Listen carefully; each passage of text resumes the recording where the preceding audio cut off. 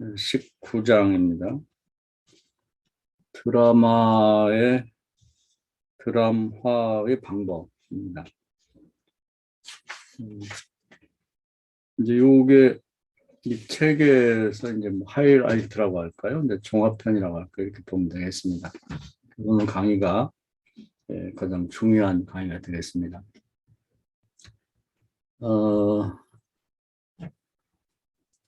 우리가 이제 철학을 처음 시작할 때 늘 질문했던 게 생명이란 도대체 뭐냐? 살아있다고 하는 게 이제 가장 생명의 세계 속에서는 이제 신비한 부분인데, 생명이 도대체 뭐냐? 생명에 대한 규정성, 이제 그 생명이 뭔지에 대한 궁금증을 갖고 이제 철학을 시작했다고 말씀드렸습니다. 그동안에 뭐 그 수많은 시도가 있었죠. 그런 중에 이제 플라톤이 그 생명이라고 하는 것은 결국 그 초월적인 이데아가 우리가 눈으로 볼 수 있는 진료라는 세계에 이제 분유가 되면서 이제 그것이 실현되는 게 생명이다. 이렇게 이원론적인 차원에서 설명했는데, 당시로서는 가장 그럴듯했기 때문에 이것이 이제 생명 현상에 대한 가장 그럴듯한 설명이 됐죠. 그것이 이제 지금까지 근대까지 지배를 해왔죠. 근데 그걸 뛰어넘는 것은 없었다 이렇게 보면 되겠습니다. 그러다가 이제 시대가 바뀌어서 그 포스트 모던이 되는 거죠. 포스트 모던이 하도 들어가지고 식상하긴 한데, 이원론적인 사유 체계가 무너지고 이제 이론론적인 사유 체계가 자연스럽게 이제 역사의 전면에 등장하게 됩니다. 그러니까 되게 보면 이제 그 이원론 아니면 이론론이죠. 뭐그 이상은 없는 것 같아요. 그래서 이론론적인 사유 체계가 이제 대세를 이루게 됐는데, 그럼 이론론에서 말하는 이제 생명 현상, 생명이 어떻게 해서 이렇게 개체가 돼서 살아서 움직이게 하는 건데, 그 설명은 이제 오늘 이 내용에서 이제 설명이 되고 있습니다. 그러니까 플라톤이 이데아와 진료라고 하는 것이 이제 따로 떨어져 있다고 했다면, 이것은 이제 같이 있는 거죠, 같이 함께. 그래서 그걸 스피노자는 신적 자연적 인간이다. 이것이 하나로 뭉쳐 있다. 이렇게 설명했는데, 요것을 이제 이 들레즈는 그 전에 사람들이 뭐 비슷한 주장을 했습니다만은, 신적 자연적 인간이 뭉쳐 있는 하나로 되어 있는 이것을 내재적 공통의 평면이라는 표현으로 새롭게 규정을 했죠. 내재적 공통의 평면. 그 속에 이제 이데아와 진료가 같이 있는 공통의 평면. 그래서 이제 평면을 있기 때문에 그냥 봤을 때는 아무것도 없는 것처럼 보이는 그런 평면인데, 그 속을 들여다보면 내재적으로 이데아와 그리고 진료가 같이 있다. 그렇게 보는 것이죠.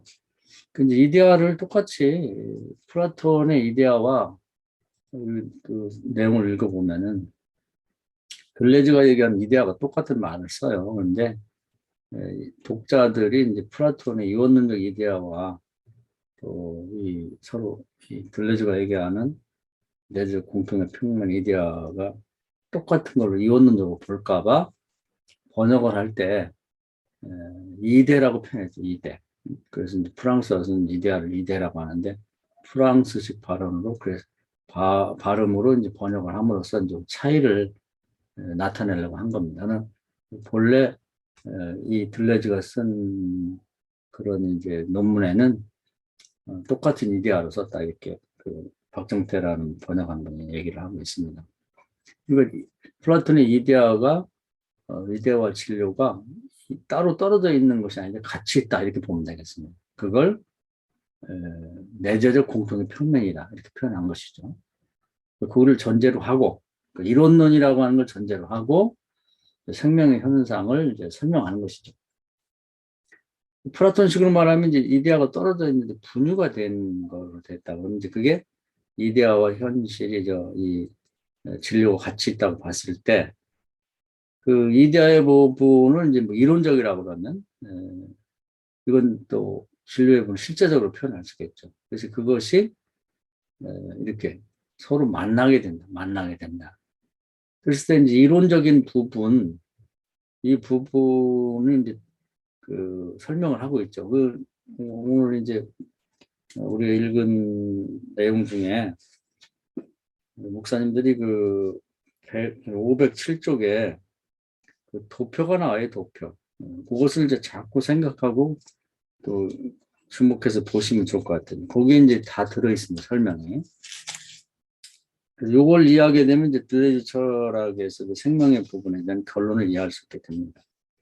그래서 이걸 들여다보면은 복잡하게 되어 있는데 제가 쉽게 설명을 드리겠습니다. 그래서 내재적 공통의 평면이라고 하는 속에 이데아와 진료가 같이 있다. 근데 이데아의 부분은 먼저 설명을 하죠. 도표에서 보면. 거기에는 이제 차등과 그 특이성이 있다. 특이성. 지난번에 이제 우리가 그 구조주의를 이제 이해하는 인지하는 방법에 관한 내용 쭉 설명했는데 거기 다 설명이 나오는 것들이 여기 종합되어 있는 거예요. 그래서 이데아 부분에는 차등과 특이성이 있다 하는 것입니다. 그래서 이제 쉽게 말하면 여기에는 예를 들면 사람과 침팬지가 비슷하지만 달라요. 특이성이 있는 거예요. 이건 바뀔 수가 없죠. 사람이 침팬지가 되고 침팬지가 사람이 될 수는 없는 거죠. 그 특이성이 딱 정해져 있습니다. 그리고 양과 염소는 비슷하지만 또 다르죠. 차등이 있다. 차등. 특이성을 갖고 있어요. 또 진달래와 철쭉은 비슷하지만 달라요. 특이성을 갖고 있다. 그래서 이제 그 이데아의 부분이 그런 식으로 설명을 하고 있죠. 그리고 이제 그것과 같이 있지만 다른 진료의 부분은 질과 연장 이런 식으로 이제 표현하고 있습니다. 진료의 부분을 간단히 말해서. 그러면 이제 이 진료의 부분인 것과 이데아의 부분이 서로 만나한단 말이에요. 만나. 그 만나는 부분이 굉장히 중요하게 설명이 되고 있어요. 그래서 거기 보면 이제 운동이 벌어지는데 서로 이 두 개가 만나서 우리가 소위 말하는 자연이라고 하는 생명체들이 개체가 이제 탄생하게 되는 거예요. 그래서 이제 그 만나는 부분을 여기서는 뭐라고 했냐면 접속, 서로 접속이 돼야겠죠? 그 도표에서 보면 밑에서 중간쯤에 보면 왼쪽에 내적인 공명, 강제드는 운동 이렇게 표현하기도 하고 어, 그리고 이제 또 그동안의 구조주의 입장에서 보면 그것이 주사위 놀이가 되는 거죠. 주사위 놀이. 주사위 놀이가 일어나는 것이다. 그렇게 해서 이제 두 개가 서로 다른 것들이 소리가 둘이 다른 것이 이제 서로 공명을 해서 하나의 어떤 음으로 고정이 되는 것 같은 거죠. 또 이걸 유충이라고도 표현하기도 해요. 그러니까 한마디로 표현하기 어려우니까 이런저런 얘기를 갖다 쓰는데 이 진료와 이데아가 서로 만나서 어떤 생명의 개체가 되기 위해서는 그 이제 운동의 시간이 있는 거예요. 그러다가 어느 순간에 그것이 어떤 외부의 강도, 뭐 지난번에 그 외부에서의 압력도 있고 내부의 저항도 있다고 했죠. 그런 이 장치, 그런 장치에 의해서 어느 형태를 딱 띠게 됩니다. 그렇게 돼서 이제 사람도 되고, 그리고 뭐 침팬지도 되고, 또 그리고 뭐 이 진달래도 되고 철쭉도 되고 이런 형태가 딱 드러나게 되는 거죠. 그래서 개체라고 하는 생명체가 드러나게 되는 거죠. 그렇다고 해서 그것이 한번 딱 고정이 됐다고 이렇게 만들어졌다고 고정이 되고 움직이지 않는 게 아니라 그 장치에서 봤던 것처럼 계속해서 외부의 압력도 있고 내부에 어떤 저항도 있으면서 그 형태를 유지해 가긴 가는데 변하죠. 그러니까 뭐 씨가 싹이 되고 싹이 또 나무가 되고 나무가 꽃이 피고 그리고 이제 이 열매가 맺는 식으로 계속해서 변화가는 거예요. 그런데 그 외부의 압력에 따라서 처음에 이 이데아의 부분에서의 특이성 그리고 이 차등은 변함이 없어요. 거기는. 그런데 이것이 진료를 만나가지고 어떤 형태를 띌 때는 다 다릅니다. 그러니까 질과 연장에 따라서 예를 들어서 철쭉이다 그랬을 때 그것이 뭐 물가에 피느냐 아니면 산에서 피느냐 아니면은 그때 날씨가 따뜻했느냐 뭐 추웠느냐 아니면 어떤 사람의 집안에 화분에서 피느냐에 따라 다 다르거든요. 그걸 차이화라고 해요. 차이화.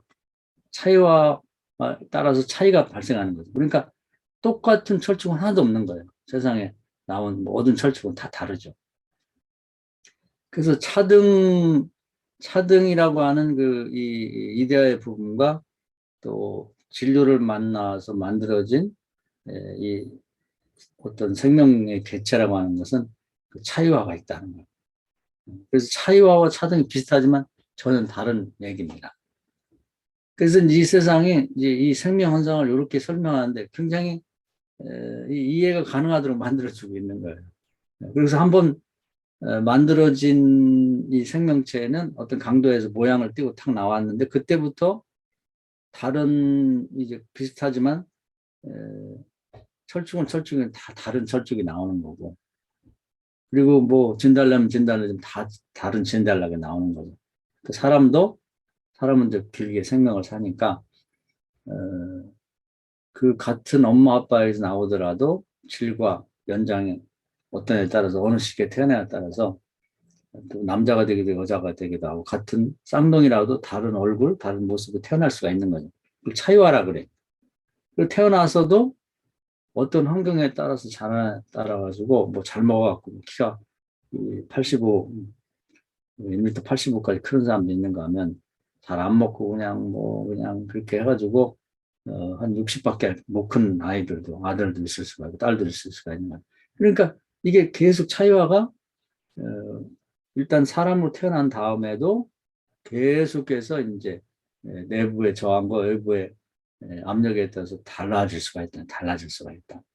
그러나 기본적으로 그 최초에 태어난 형태는 가지고 있어요. 그러니까 사람이 침팬지를 변할 수는 없는 거고 또 여자가 남자로 변할 수는 없는 거고 이런 형태로 형태는 갖고 있지만 그 외부의 환경과 저항의 이 공격에 따라서 점점점 변해서 차이를 나타내서 이제 이렇게 살아가게 된다. 그리고 이제 맨 마지막에 단계는 뭐냐면 죽죠. 그러면 이데아는 다시 이데아로 돌아가고 진료는 다시 진료로 돌아가고 그리고 이것이 다시 만나서 또 이 생명체를 형성하는데 차등은 유지하면서 그때 환경의 여러 가지 이유 때문에 지난번과 다른 형태로 이제 강도에서 딱 형태를 갖춘 다음에 또 다시 이 세상에 사람은 사람으로 다시 태어나고 또 무슨 염소는 염소로 그리고 침팬지는 침팬지로 진달은 진달로 이런 형태로 다시 태어나게 된다는 거예요. 그때 차이가 생기고 또 그것이 살아가면서 또 외부 공격에 의해서 형태는 유지하되 또 다른 모습으로 변해가면서 이제 또 자라게 된다. 이것이 이제 연구 표기하는 거예요. 이 자연 현상 안에서. 이렇게 이제 생명을 설명하는 거죠. 이론론적 사고를 가지고 생명을 설명할 때 이렇게 설명하는 것입니다. 들레주가 이제 그 플라톤 이후에 생명 현상을 가장 요즘 사람들이 이해할 만한 그 형태로 설명을 잘하고 있는 거죠. 제가 볼 때는 이제 그 중간에 뭐 스피노자도 뭐 이 신적 자연적 인간이 양태를 변화한다 굉장히 단순하게 얘기를 한 거죠. 그건. 예, 그렇게 얘기도 하고 뭐 루크레티우스도 원자가 불변의 자연 법칙에 의해서 뭐 계속 같은 걸 만들어낸다. 그리고 조금 같은 부모에게 태어난 자식이지만 조금 다른 사람이 나올 수 있는 것은 직선 운동이 아니라 편이라고 해서 이제 불규칙한 운동을 하기 때문에 다르게 나올 수 있다. 이런 정도로 생명 현상을 이제 설명하긴 했는데, 그 좀 이제 초보적이고 단순하죠. 근데 이건 복잡하면서도 그동안에 여러 사람들이 얘기했던 걸 종합해서 생명현상을 잘 설명하고 있다. 잘 들어보면 공감이 가는 부분이죠. 그래서 이건 다양한 방법으로 이제 이게 없던 얘기이기 때문에 설명합니다. 그래서 드라마로도 설명을 하죠. 드라마라는 제목을 붙였는데, 드라마라고 하는 것이 시나리오, 그것은 이제 보이지 않는 이데아는 또 이데에 해당되는 부분이고, 그것이 이 연극 배우를 만나가지고 서로 만나서 그다음에 이제 하나의 연기 어떤 작품이 만들어지죠. 작품이 만들어지기 전까지는 굉장히 많은 이제 떨림이나 운동에 공감이 일어나야 되죠. 뭐 거기 보면 시나리오 쓴 사람도 있고 감독의 의견도 있고 배우의 뭐 재능이나 또 의견도 있고 그런 것이 뭐 계속 조율하고 다시 또 연습하고 그런 과정이 있죠. 공명하는 과정, 떨림의 과정. 그리고 이제 서로가 대화하고 이런 과정을 거치는 거죠. 그러다가 어느 단계에 갔을 때 됐어.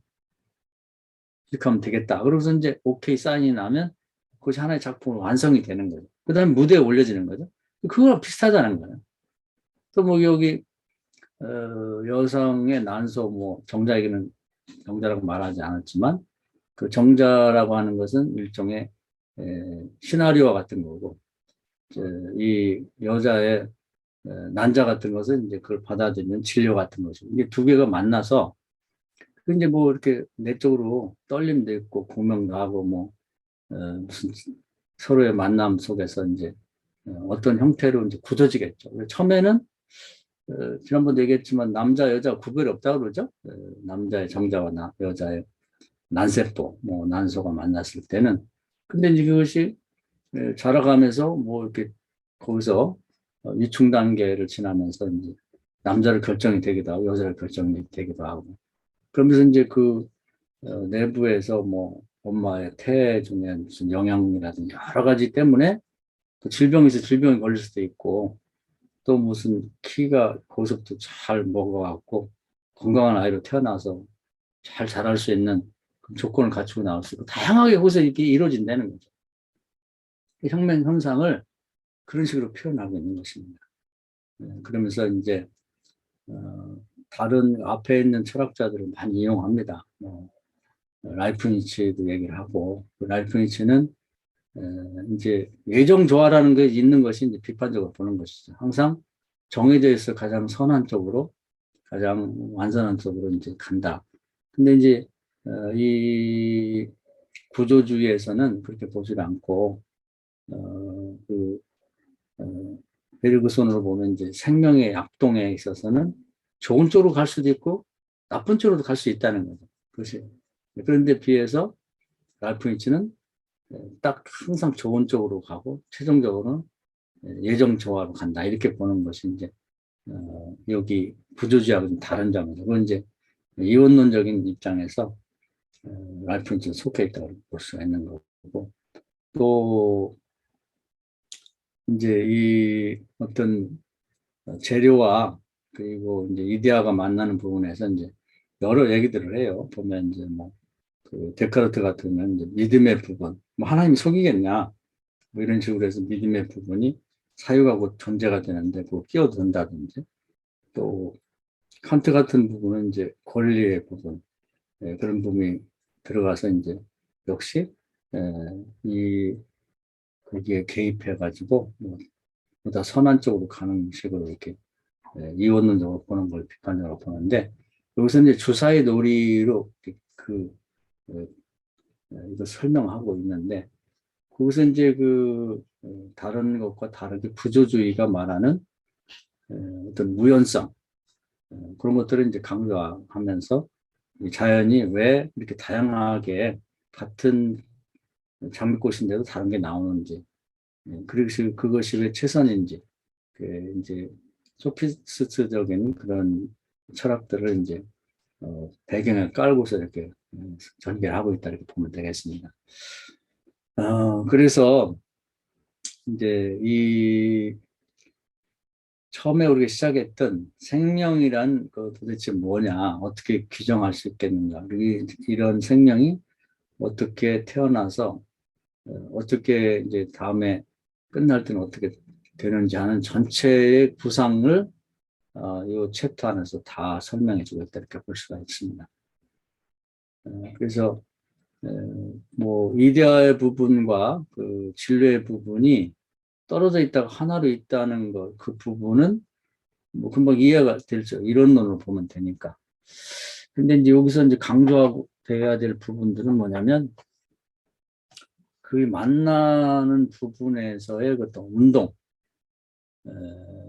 떨림, 공명, 그 부분이 이제 그 특이한 부분이라고 나는 생각해요. 그걸 주사위 놀이라고 표현할 수 있겠는데, 그리고 그것이 어떤 이유에서 강도라고 표현된 어떤 이유에서 딱 멈추면서 하나의 형태를 딱 띄웠을 때, 근데 그것이 이제 우리가 눈으로 볼 수 있는 이 자연 세계의 이제 생물들의 모습이라고 보는데, 이제 거기서 끝나는 게 아니라 계속 주사위 놀이가 계속되면서 내부의 저항과 외부의 공격을 서로 조율하고 조화를 이루면서 하여튼 끝까지 어떤 그 형태를 유지하고 간다는 거.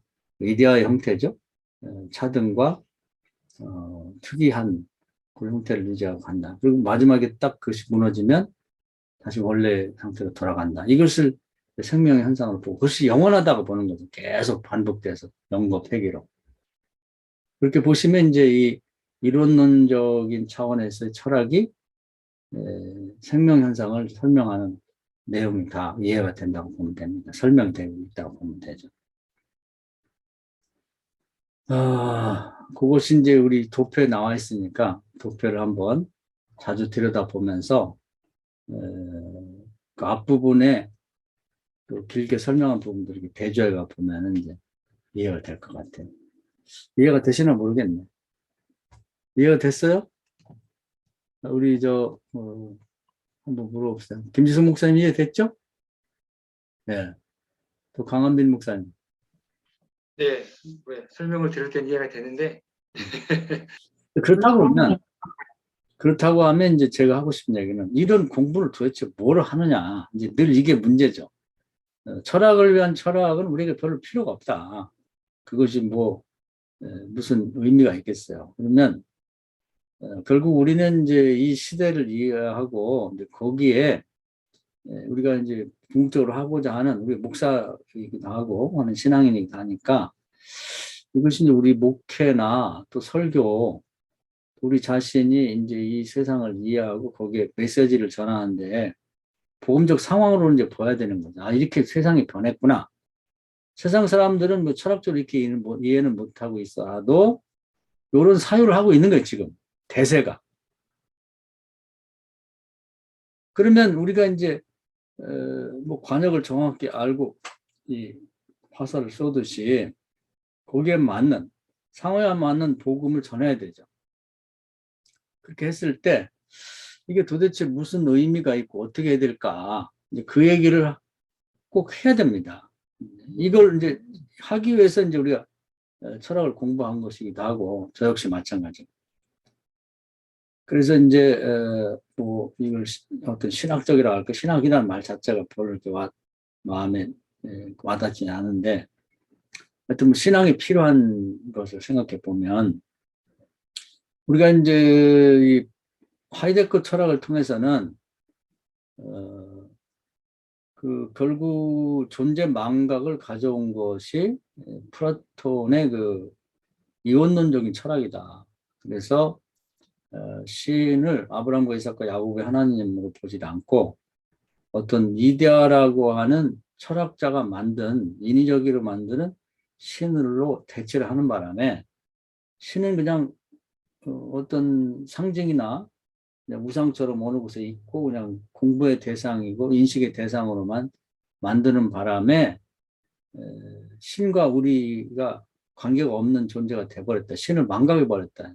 이걸 극복해야 된다. 이것이 이제 하이데커가 우리에게 준 가장 큰 교훈이죠. 저도 가장 크게 그것이 깨달음을 준 거고 하이데커 철학이.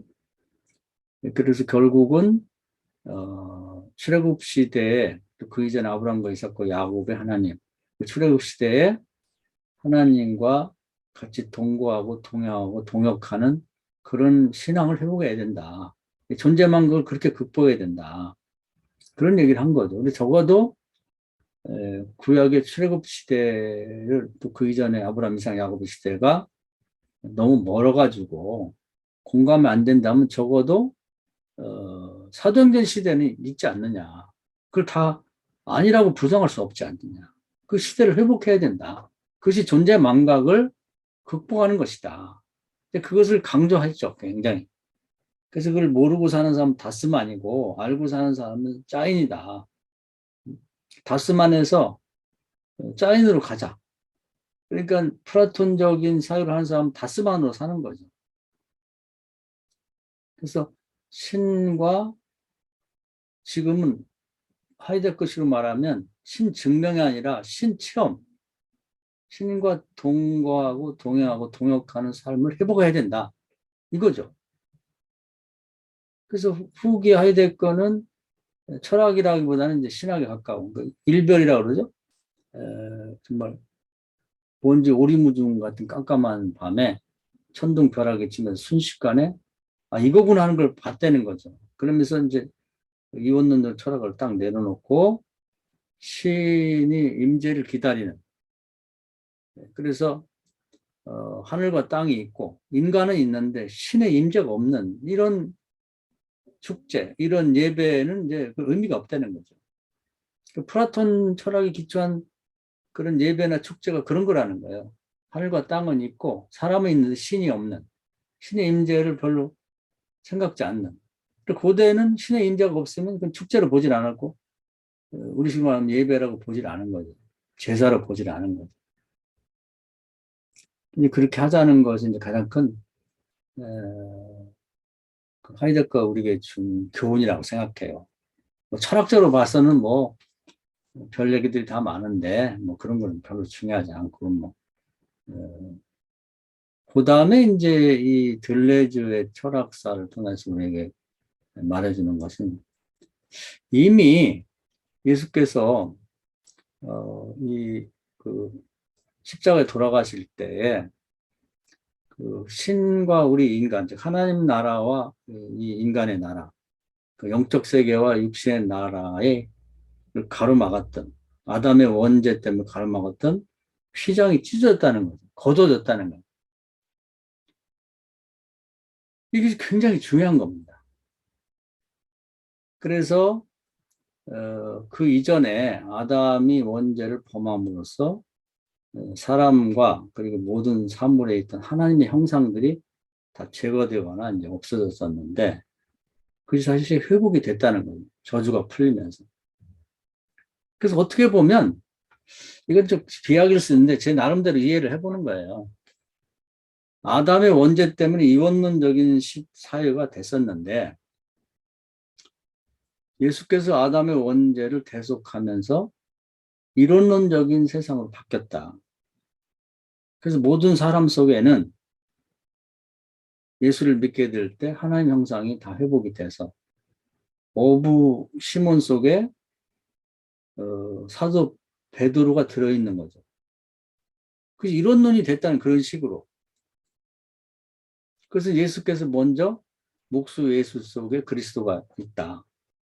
그리고 핍박자 사울 속에 이방인의 사도인 바울이 들어있다. 이런 식으로 모든 인간들에게 이미 그런 것들이 다 이론론화 돼버렸다는 거죠. 근데 이게 다 나름대로 이제 특이성 또는 차등을 갖고 있는 거예요. 베드로하고 이제 바울은 다르죠. 그런 식으로 차등을 갖고 있다. 그리고 이제 이건 더 나가서 보면 어떤 가정도 이미 마가 요한이라고 하는 평범한 가정에 초대 교회라고 하는 교회가 그 형상이 들어있는 거죠. 그리고 예루살렘이라고 하는 예수를 죽였던 사악한 도시 속에 거룩한 성시가 있는 거고, 그리고 이제 이 안질병, 남은서 안질병이 된 사람에게도 건강한 사람이 들어있는 거죠. 이게 속사람이라고 하는 거예요. 속의 도시, 속의 가정, 그런 것들이 다 형성되어 있다는 거예요. 내재되어 있다는 거예요. 그것이 프로그램 시나리오이기도 하고, 그것이 하나님의 형상이라고도 하고, 그런 것들이 이미 돼 있다는 거죠. 그래서 이제 이 휘장이 찢어지면서, 이제 요즘식으로 말하면, 그 나라도 메타버스 거버먼트. 그러니까 영적인 세계, 육신의 세계에 차단이 걷어지면서 하나가 돼버린, 경계가 무너진 거죠. 그러니까 이것은 뭐 정확한 설명은 쉽지는 않지만 이미 예를 들어서 이제 나무가 이제 씨에서 자라서 나무가 자랐으면 겉보기엔 나무인데 그 속에 뭐 예를 들면 장미나무다 그러면 장미꽃이 들어있는 거죠. 한 번 더 거듭나야 돼. 장미나무에서 꽃으로 거듭나는 거. 전혀 다른 형태가 나오는 장미나무만 봐가지고는 장미꽃을 상상할 수가 없는 거예요. 전혀 다른 꽃이 거기서 활짝 피어 나오는 것처럼 우리가 한번 지금 들레즈가 말하는 식으로 이 땅에 태어났는데 그 속에 시나리오가 하나 더 있다는 거예요. 성경식으로 설명하자면. 그러니까 이 들레즈식의 철학으로만 설명하면 어부 시몬이 그렇게 만들어진 거죠. 들레즈 철학식으로. 그런데 복음을 보면 한 번 더 거듭나야 돼. 그러면 어부 시몬에게서 유대인의 사도 베드로가 나온다는 거죠. 꼽혀 나온다는 거죠. 요 부분에 이 들레즈식의 철학에 의하면은 뭐 시나리오와 또 이 배우 간에 이렇게 서로 또 뭐 이 공명이 자연스럽게 자연 현상에서 일어난다고 보면 이미 그런 식으로 만들어진 시몬이 다시 한번 베드로를 거듭나는데 거기서 주사위 놀이하고 뭐 공명 일어나고 뭐 운동이 일어나고 그런 것은 자연 현상이라고 하면 우리 이 한 번 더 거듭나는 데는 우리 믿는 자의 역할이 중요한 거야. 그 사람이 할 수 있는 부분 사람이 하고 그리고 나머지 부분은 하나님이 신이 하고 그런 동역에 의해서 뭐 줄탁동시라고도 하죠. 한번 더 거듭나게 만드는 이 공명하게 만드는 운동하는 것은 이 하나님과 사람의 역할이 중요하다는 거예요. 그게.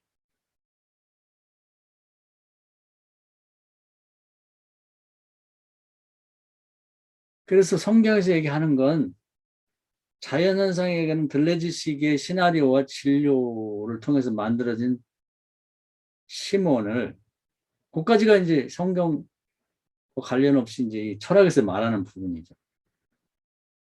한 번 더 거듭나게 하는 데는 믿는 자의 그런 이제 품고 기도하는 것과 거기에 응답한 하나님의 신의 역할이 또 이것을 가능케 만들어주고 있다. 그것이 신앙의 역할이라는 거예요. 그게 목회고 그것이 믿는 자가 하나님과 동역해야 될 부분이라는 거예요. 육의 사람이 속에 영의 사람이 있다는 거 아니에요?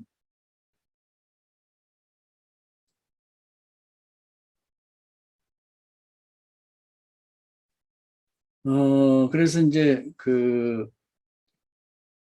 성경에 나오는 내용들은 지금 이 철학에서 얘기하는 것보다 더 깊은 내부에 한 번 더 거듭나야 될 부분을 설명하고 있다. 차원이 좀 다른 거죠.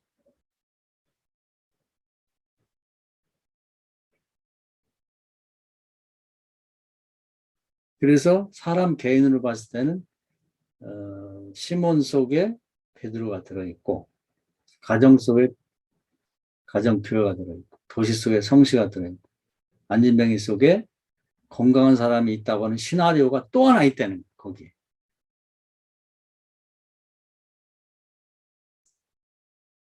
그걸 어떻게 사람과 하나님이 같이 동역해서 가능케 만들 건가? 이것이 이제 예수께서 우리에게 바라는 바고 우리가 해야 될 부분이라는 거죠.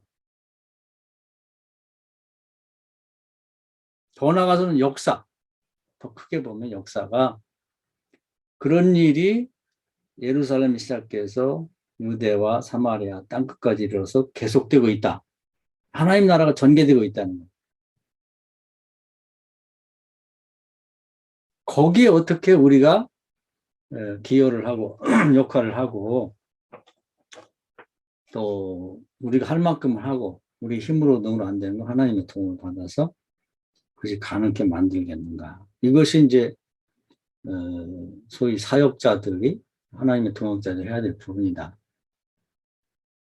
그걸 내버려두면 어떻게 되냐. 내버려두면 그냥 육신의 사람으로 육신의 그 어떤 가정으로만 남는 거예요. 그냥 사악한 도시로만 있는 거고 안진뱅이는 안진뱅이로만 있는 거죠. 근데 그걸 어떻게 한 번 더 거듭나서 하나님이 본래 의도했던 또 하나의 시나리오가 어떤 현실화되고 개별화될 수가 있게 만들겠는가 하는 거죠.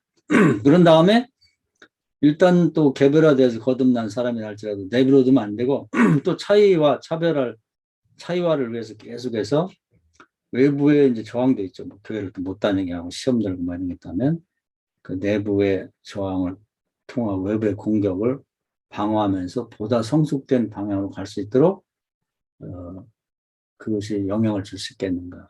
그게 목표하면서 양육하는 거라고 보면 되겠죠. 이 부분이 굉장히 중요한 것 같아요.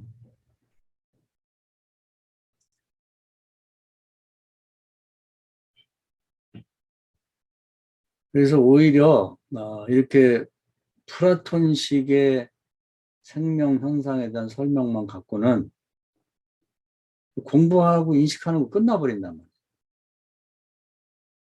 그런데 그게 아니라 들레지식의 이론론에 입각한 생명 현상에 대한 이해를 갖고 있으면 자연인으로서의 한 사람이 어떻게 이 땅에서 만들어서 태어나는가 하는 설명도 되고 근데 이것만 가지고는 부족한 거예요. 우리는 이것만 갖고는 뭐 우리가 이 들레지 철학만 이해했지 그 다음 단계로 못 나가거든요.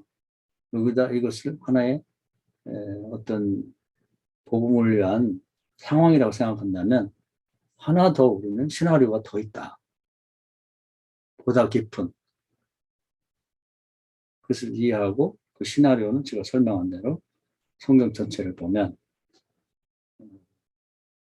개인에게는 그 베드로라고 하는 것은 이제 들레지식의 시몬이라고 하는 오브 시몬은 들레지식의 생명으로 태어난 사람이고 그리스도에 따른 또 하나의 시나리오는 그 베드로 육신적인 베드로 속에 영적인 사도 유대인을 위한 사도 베드로가 들어있다. 이게 또 하나의 시나리오가 있다는 거죠. 장미나무 속에 장미꽃이 피어나야 되는 그런 식이에요. 또 가정도 도시도 또 무슨 병자도 또 역사도 현재 눈에 보이는 이런 시나리오가 이렇게 형태가 갖춰졌다면 한 번 더 거듭나야 되는 다시 피어나야 되는 내적인 시나리오가 더 하나 있다. 그걸 들여다보고 그렇게 됐을 때 그게 어떻게 되는 것이 역사에 있었던 사실들을 근거해서 보면서 실상을 봐야 되는 거죠. 그 속에 있는 실상을 실현해 나가는 그것이 이제 믿는 자의 삶이다 하는 것입니다. 약간 어렵나? 이해가 되세요? 한번 더 물어봅시다. 내가 진짜 하고 싶은 얘기가 여기에 있어요. 우리 김지성 김성호 목사님 이해가 돼요? 그걸 모르는 사람 하나도 없어요. 다 알아. 품고 기도하는 걸 안 하는 거예요. 어미닭처럼 딱 들어가서 목사들 중에도 적어도 어미닭만큼 자기 가정이나 교회를 지역을 사랑하는 사람은 없어요. 적어도 21일 동안 거의 식음을 전폐하고 기도원에 들어가서라도 기도해 본 사람이 몇 명이나 있냐고. 거의 없다니까. 어미닭만 또 못해요. 어미닭은 뭐냐면 온도를 떨어뜨리지 않은 거예요. 온도를. 목사 가서 기도한다면 믿음을 떨어뜨리지 않고 말로는 아우 우리 가족을 내가 얼마나 사랑하는데 우리 교회를 사랑하니 목숨 바치 뭘 목숨 바치냐고 그건 다 헛소리에 불과한 거예요. 적어도 어미닭만큼은 해야 된다는 거예요. 어미닭. 이 계란을 까 보면은 거기엔 닭이라고 하는 게 없어요. 뿅아리가. 근데 뿅아리는 뭐냐면 믿음으로 실상을 보는 거지.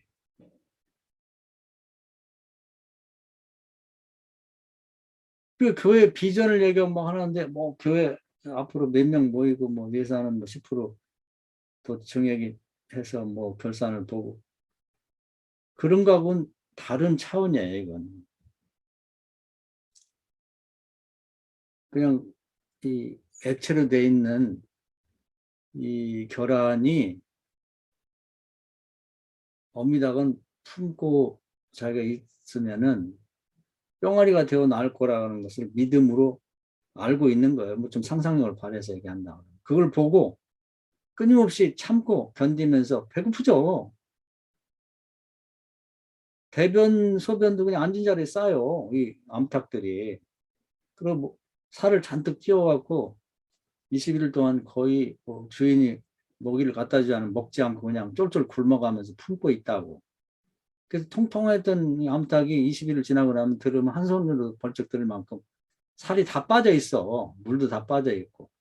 거의 죽기를 각오하고 품는다니까. 이런 노력이 없대 이 말이에요. 왜 없냐면 플라톤식의 이 신앙관을 갖고 있기 때문에 그렇다니까. 신앙을 공부의 대상으로 생각하고 인식의 대상으로.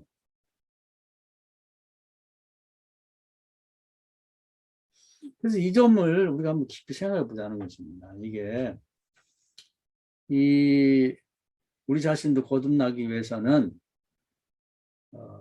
이 공명이 필요한 거예요. 공명이. 흔들림이 지금처럼 그냥 고정돼서 아니라 흔들려야 돼. 흔들려.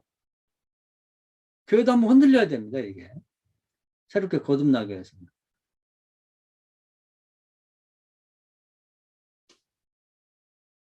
그래서 조 목사님 얘기했나요? 조 목사님. 하여튼 이걸 해봅시다. 이걸 해야 돼. 이거지 않으면은 철학을 공부할 의미가 별로 없고 또 그 하나님 앞에도 면목이 없는 일인 것 같아요. 그래서 어려운 얘기는 아니죠. 이제 공부를 해보면 맨 마지막엔 제자리로 돌아와요. 지난번에 얘기를 했잖아. 그 생명의 기정성, 생명의 뭐지를 알고자 하는 목표를 갖고 신화 시대부터 시작해서 그 오랜 시간을 투자하는 공부를 했는데 그 결론이 정말 내재적 그런 어떤 표면이라고 하는 건 그런 결론이 났을 때 좀 허탈한 그런 생각도 들었는데 아 진리라는 건 항상 그런 거구나. 다시 돌아오는 것. 그리고 또 뭐 큰 철학자인 뭐 플라톤, 하이데거, 들레즈를 공부한 후에는 이제 가장 크게 얻은 것이 뭐냐면은 아브라함과 이삭과 야곱의 하나님으로 다시 돌아왔다는 거. 살아계신 하나님 돌아와야 된다는 걸 그 철학자들 중에 대철학자들이 고민한 결과 나온 결론이고 또 들레즈를 통해서는 시나리오와 진료가 하나로 있고 이미 예수를 통해서 다 완성이 돼 있는데 이제 또 하나의 시나리오가 있다는 건 성경을 통해서 아는 거죠. 그것이 이 거듭남을 통해서 드러나게 하기 위해서는 우리 역할이 반드시 필요하다. 하나님 혼자 일하지 않고 또 사람이 하나님 없이 혼자 일할 수 없는 겁니다. 그래서 우리는 가르치고 품고 기도하고 믿고 그 거듭났을 때의 형태 그것을 믿음으로 실상을 보면서 기도하고 바라보는 거죠. 또 우리가 할 몫이 있으면 순종하고 바라보고 그러면서 실제 그 거듭남의 현상을 옆에서 증언자로 지켜보는 거죠. 정말 기쁨이라는 건 하늘과 같이 기뻐하는 건 그런 게 기쁨이 아니겠는가. 그런 현상을 바라볼 때 묵도하면서 아 주여 감사합니다. 하나님 됨을 보는 거. 거기다 포인트를 정확히 맞추고 집중해서 목회를 해야 되지 않겠나. 그렇게 살아가야 되지 않겠나. 그걸 강조해야 되지 않겠나. 언제까지 우리가 플라톤식의 그 성경이나 신앙을 지식으로 가르치는 수준에 머물러 있어 되겠는가. 그것은 하이데거시가 말하는 존재 망각이니까 그 신앙도 아니고 아무것도 아니죠. 그걸 극복하려고 인류가 얼마나 노력을 해서 중세시대를 무너뜨리고 근대까지도 이제 밀어냈는데 그 다음에는 없는 거예요. 더 막막하게 됐으니까 할 수 없이 저는 그런 생각이 들어요. 애굽에서 나오느라 얼마나 고생했는데 광야로 우리가 이 사도행전 시대를 광야 시대라고 하잖아요. 광야 교회 시대. 다시 짐 싸갖고 애굽으로 가자는 거랑 똑같다는 거예요. 존재 망각의 시대로 다시 가자. 그래서 제가 뭐 사람들이 좀 뭐 비판적으로 생각하는 사람도 있는데 어거스틴은 안 된다. 옛날에 뭐 청교도 신앙 안 된다는 거예요. 그것은 마치 다시 짐 싸가지고 애국으로 다시 돌아가자고 하는 그 사람들을 보고 느꼈던 그 모세의 심정? 그런 심정이에요. 존재 망각으로 가자는 거예요, 또? 그건 아니잖아. 그래서 현재 눈에 보이는 이 생명 현상은 들레주의 철학으로 다 설명이 된다. 그러나 그것 갖고 만족하지 말고 눈에 보이는 이런 세계의 자연 현상, 생명체 현상 속에 또 하나의 시나리오가 들었다. 그것을 예수께서 우리에게 말해주고 있고 또 우리보다 앞선 그 예수님에게 직접 복음을 들었던 사도들은 사도행전에서 그걸 실제로 실현해 봤다. 경험해 봤다. 장미나무에서 장미꽃이 피어나게 만드는 걸 사도들과 하나님이 즉 성령이 같이 동역해서 그걸 실현해 냈단 말이에요. 그걸 계승해야 된다는 거예요. 그걸. 그냥 플라톤의 그 신앙으로 다시 되돌아가서 안 되고 들레즈를 비롯한 서양 철학을 공부하면서 생명 현상을 설명하는 것으로 끝나서는 안 된다는 거예요. 거기다 한 발 더 나가야 된다. 더 깊이 들어가야 된다는 거죠. 깊이. 그래서 제가 생각하는 건 모두가 다 되면 좋죠. 근데 이게 이해시키기가 어렵거니와 또 이해했다고 해서 그걸 실천하는 것도 아닌 거예요. 그 희망이 있는 것은 구약시대를 보면은 모세 시대 그 엄청난 사건에 모세 한 사람이 기도자였단 말이에요. 동역자였어. 근데 그게 가능했단 말이에요. 출애굽이. 엘리야 시대에 그 많은 선지자가 있고 다 했었지만 선민 이스라엘 나라에서 다들 그냥 땅속에 들어가서 숨어서 어디 있는지 모르고 숨도 못 쉬고 있고 엘리야 한 사람의 기도가 나라를 발칵 뒤집었단 말이에요. 그게 가능하다는 거지.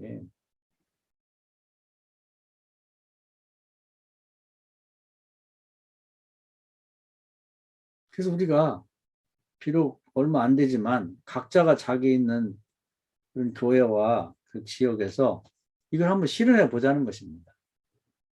누구도 안 하고 아무도 안 하고 다 안 하는데 뭐 되겠냐 이렇게 하지 말고 한번 저와 우리 오늘 강의 듣는 우리 목사님들이 한번 해봅시다. 앞으로 더 오래 산다 그러면 그냥 하루하루를 연명하고 사는 게 중요한 게 아니라 뭘 해야 될 건지를 알고 사는 게 중요하잖아. 사람이라면 또 지성인이라면 그 자체를 모르고 그냥 뭐 오리무중 짙은 그냥 이 안개 속을 그냥 헤매고 가듯이 그냥 하루하루 먹고 마시고 웃고 떠들고 좀 더 자자 좀 더 눕자 뭐 이 생에 잘 안 먹게 정으로 살 게 아니라 일단은 알고, 그 다음에 우리의 에너지와 시간을 좀 아껴가지고 모아서 해야 될 일을 집중해 살아보자는 거지. 그 배운 사람들이, 철학을 한 사람들이 의미 있는 삶이 아니겠냐, 그 말이에요. 이해가 되시죠? 우리 누가 얘기 안 했어? 김지성 목사님 얘기했어요, 안 했어요? 했어요? 안 했죠? 그게 실제로 그런 현상이 드러날 때까지 보면서 묵도하고, 니에미아처럼, 또 아니면 아브라함이 그 종이 며느리 얻을 때처럼, 주여 감사합니다. 그래서 그런 현상이 나타날 때 목격자가 있어야 돼요. 그것을 증언자가 있어야 된단 말이에요. 거기까지 나가주질 못해. 아까 얘기했지만 우리가 암땅만도 못해요. 암땅만. 나는 못 봤어. 뭐 교회를 사랑하고 뭐 거듭나게 하고 뭐 안 된다 소리는 많이 하지. 뭐 코로나 때문에 안 되고 뭐가 때문에 안 되고 뭐가 안 된. 100가지도 더 얘기를 하는데 암탉처럼 정말 교회가 거듭나면 새로운 교회가 된다고 생각하고 믿고 그런 교회를 믿음의 눈으로 실상을 기대하고 바라보면서 초대교회가 오버랩시켜서 보면서 우리 교회도 저렇게 될 수 있다. 품고 금식하면서 기도원으로 가가지고 20일이라도 한번 암탉만큼이라도 해본 일 있냐 이거예요. 없잖아. 여러분 주변에 봤어요? 나는 못 봤어.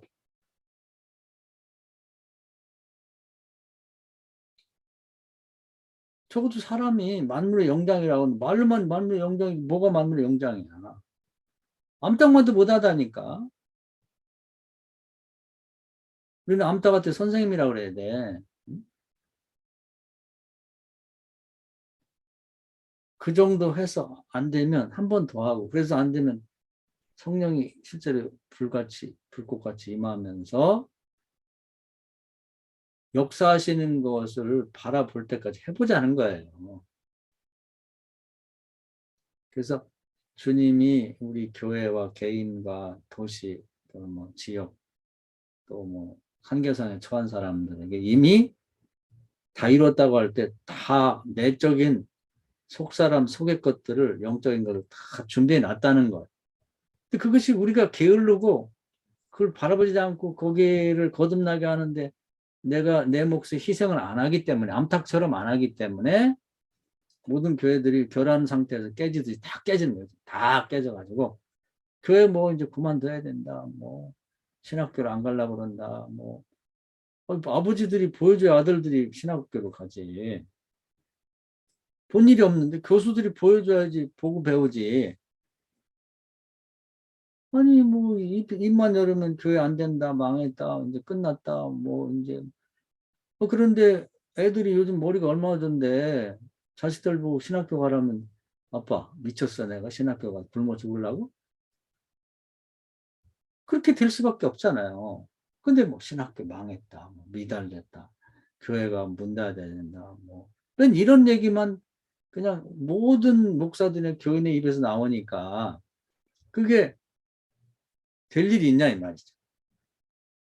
그래서 한 번 더 이 내적으로 시나리오를 짜는 그 주님의 음성을 듣고 거듭난다는 게 그거거든요. 한 번 더 거듭나게 하는 데 있어서 목사들이 해야 될 몫이 있고 그 다음에 힘으로 능으로 할 만큼 하고 나면 이제 그는 하나님 심이 개입한다는 거죠. 그걸 이제 사도행전에서 보여주는 거죠. 그걸 해보자는 얘기예요. 여러분 주변에서 혹시 한번 그 교회를 위해서 진짜 암탉처럼 먹을 걸 안 먹고 잠도 들자고 믿음의 온도를 떨어지지 않고 21일씩 기도하고 그것이 안 되면 또 기도하고 이런 사람 본 일 있나요? 난 못 본 것 같아. 근데 이게 되지 않으면 아니 베드로와 요한 뭐 이런 분들도 그거 없이는 안 됐는데 기도회는 이런 주가 나갈 수 없다 그랬잖아. 근데 우리는 될까요? 우리 그 사람들보다 뭐 잘났나? 특별한 능력이 있어요? 어떻게 돼? 생명이라는 것도 내재적이며 잠재적인 평면인 다시 돌아온 것처럼 목회라는 것도 결국은 초대교회 그 자리로 돌아가는 수밖에 다른 길이 없는 거지. 길은 좁아요.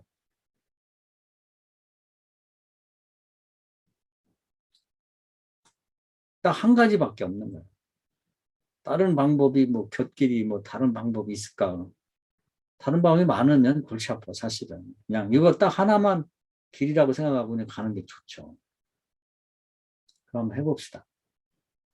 앞으로 기도원들도 있으면 좀 다시 기도할 수 있도록 개방을 하고 또 모여서 기도하고 이런 걸 해야 될 것 같아요. 다른 길이 없는 것 같아요. 자,